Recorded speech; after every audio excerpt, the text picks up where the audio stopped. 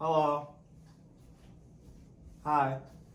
Okay, but in all seriousness, what's up, guys? It's Olubu TV in the house, and I am here to bring you another episode of the New Testament. Wait, that's not an original title. Okay, note to self, after this I should think of an original title for this series of videos I'm doing.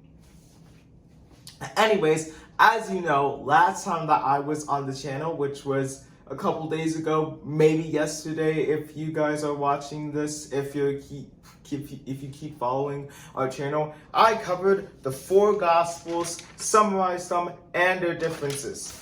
And now that's blossomed into a whole new idea, just generally covering the New Testament, every single book, and what they have to offer. So now we are moving on to Acts. Acts is the 5th gospel, and as I said in my last video, we weren't going to cover it that day because it's not what I was specifically assigned. But I've decided, let's keep marching with the New Testament and let's move on to the actual 5th gospel, Acts. So let's get into it. No beating around the bush.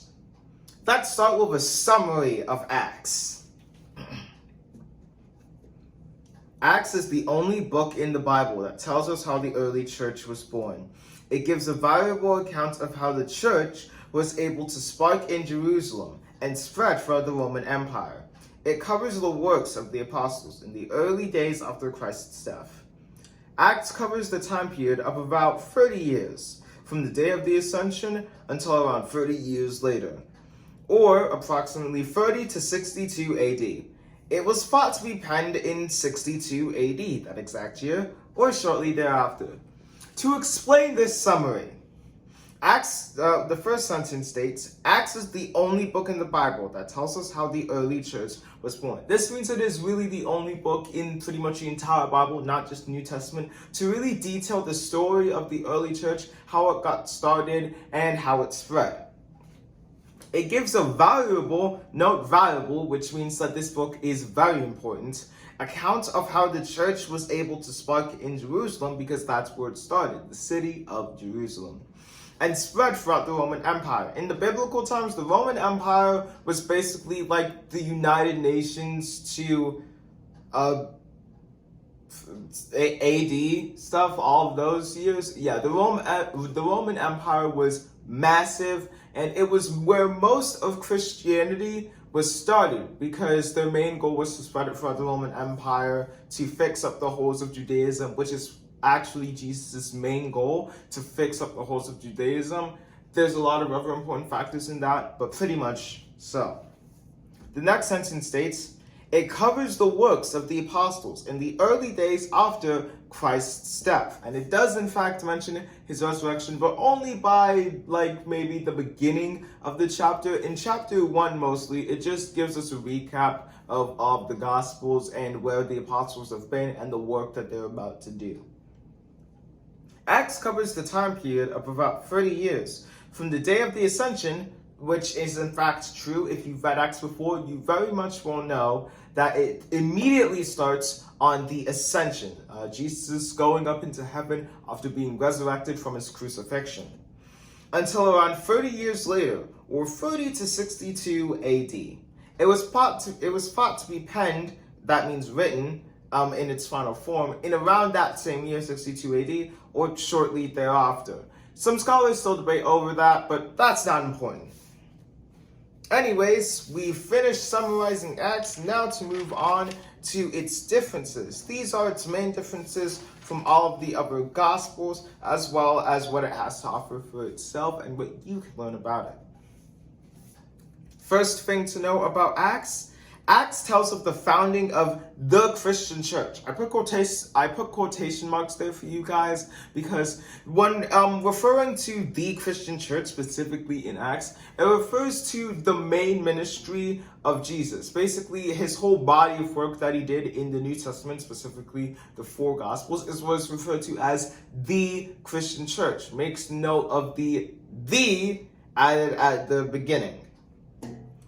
And the spread of its message to the Roman Empire, because like I said, Christianity mostly got started in the Roman Empire because that's where most of the New Testament takes place. Acts is the second half of the composite work, Luke Acts, which details Christianity in the first century. Now, you guys might remember in the last video, I talked about the composite work of Luke Acts, which combines Luke and Acts. It should be pretty obvious. Anyways, their main purpose as a two-volume work is to detail Christianity, the history of Christianity, its spread of the specific people who contributed to it, and its spread in the first century, specifically the first century. So from the years 1 to 100 AD. And I do need to correct a mistake that I made in my previous video. I know it sucks, but trust me, everyone makes mistakes. In the last video, I said that the author behind Luke is anonymous. As you can see here, I wrote this down, but that was wrong. I was using different resources for my research. I was using this book, Bible study sheets that my father made, and he gave it to me to use, and it told me that Apostle Luke wrote it. But I was also using Wikipedia, specifically the Wikipedia page for the Gospel of Luke, and that told me that the author was anonymous, which in fact, it's not. It's confirmed that Luke has written both Luke and Acts. I can flip to it here. Just give me a while, guys. Yep, author right here, and it states, Luke the physician wrote Luke, and he also wrote Acts. So I am sorely sorry for that mistake. That won't happen again. I will try not to confuse sources, and I will make sure to get the most accurate information possible so that I can make these videos the absolute best for you guys, which is what I really hope to achieve. With that out of the way, hopefully you guys can forgive me, just like Jesus forgives all of his children because he loves us so very much. And why did I have to say that? Anyways, on to the final difference that sets Acts apart from all of the main four Gospels. The Jews were initially welcoming to Acts' message, but slowly start to turn against the Christian church. If you notice in around the first half of Acts, initially at the start, the Jews are very pleased by what the Christian church has to offer and of the work that the disciples and apostles are doing. But slowly and slowly, through the acts of the religious leaders and the Gentiles, and just generally the Jews decreasing in numbers, they start to turn against the Christian church. They're not so on board with its message anymore. It just seems highly improbable to them. This is why the book in the later chapters mostly becomes a message for Gentiles, which means it's not so as much just a fifth gospel that details the history of Christianity and the spread of Jesus' ministry. It's mostly a message for Gentiles about what Christianity has to offer for them and why they should convert to it. And of course, the most famous story of this is Paul. Under the guidance of Paul, whose conversion story is told here, this is why Acts takes such a face heel turn in the around halfway point of the book, why it suddenly changes up in tone and in story and in structure. Paul's conversion story is probably by far the most famous part of Acts, since Paul is a very, very, very iconic character in the Bible. Some would argue he's just as iconic, maybe even not even more important than Jesus Christ. This is especially true because he wrote a lot of the New Testament books. I can show you guys right here. So let me flip to that page.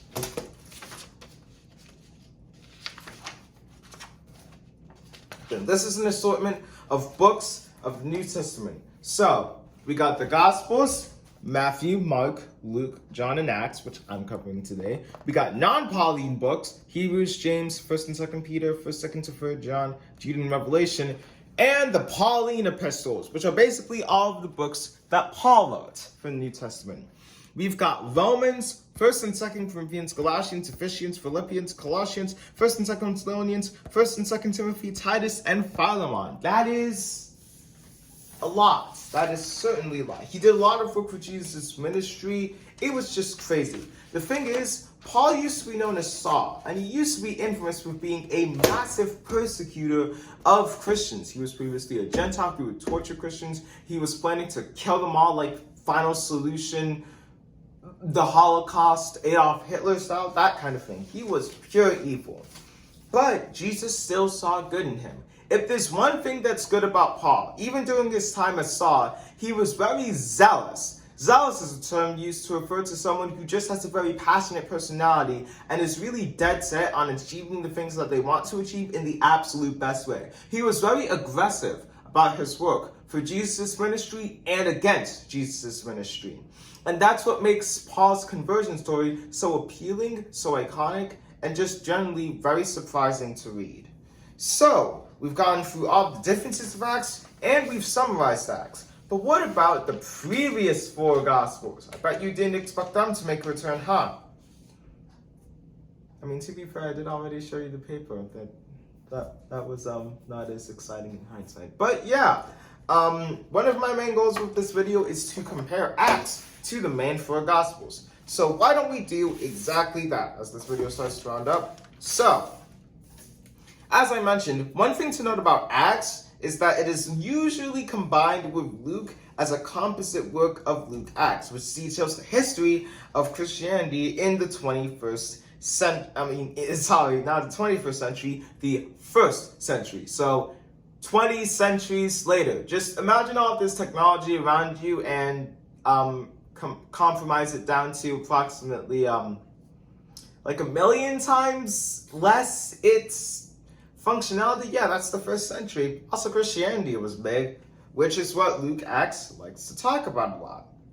Now, in comparison to John, John itself is a highly schematic account of the ministry of Jesus, but the difference is Acts takes place after Jesus' crucifixion and just basically details the life of the apostles and the disciples from there. John is mostly about Jesus' life. It tells his story, it tells all of the other people's story. It just does generally a lot of differences from Acts. And John is a lot shorter than Acts. In comparison to Mark, Acts of the Apostles features Jesus' ascension, but not his birth or resurrection. This is because I've probably hammered this into your head by this point of the video, but Acts takes place after Jesus' crucifixion. It details the story of Jesus' ministry as well as the lives of the apostles and disciples and everyone who helped in with the spread of Christianity. But it doesn't talk about Jesus that much. It still does mention him a lot and a lot of his teachings, but it doesn't really directly mention the character of Jesus. And Mark is kind of in the same way. Like, it still does talk about Jesus' life a lot specifically, not really his ministry as much, but because it doesn't feature his birth or resurrection, and because it was the first gospel to be written quite a while after Jesus' death, this means that Mark is basically like sort of a side piece to Acts of the Apostles. And Matthew is probably the most unique gospel when comparing it to Acts. They have a lot of things apart, like a whole lot. Acts doesn't mention Jesus. Matthew attempts to prove Jesus' kingship. Acts is part of Luke Acts. Matthew's is the first gospel in the entire Bible. The Jews are initially welcoming to Jesus' message, at least in the beginning of the Acts of the Apostles. It takes basically until the end of Mark for the Jews to finally realize who they were messing with, which was Jesus. So yeah, conclusion of this video. What did we learn from all of this? If there's one thing that I can say, Acts is a very special type of book. Most people don't even know that it is the 5th gospel. Some people do, but still highly debate that. And for a lot of others, it's basically just mostly about St. Paul. I'd say it's all of those things. It's a detailing of Christianity in the 1st century. It's the second half of Luke Acts. It's, again, the only book in the Bible that tells us how the early church was born. If I had to describe Acts in one subtitle, like if every single book in the Bible had a subtitle, personally for me, I would give Acts as the beginning of Christianity. And I think that sums it up perfectly. Thank you so much, guys, for watching this video. I really enjoyed doing this. I definitely feel like this series is going to be a big success for this channel. Even if it's not, I am very glad to be back here. I did miss you guys a lot, and certainly I am really enjoying this series. I do think that the idea has a lot of merit, and I hope that you guys are enjoying and really learning from this video. Make sure to keep all of this with you, and until next time, guys, this is Olubu TV out of the house. Also note to self, we should change up our ending catchphrase because it's actually a lie. We still live in our house after these videos. Anyways, let's go!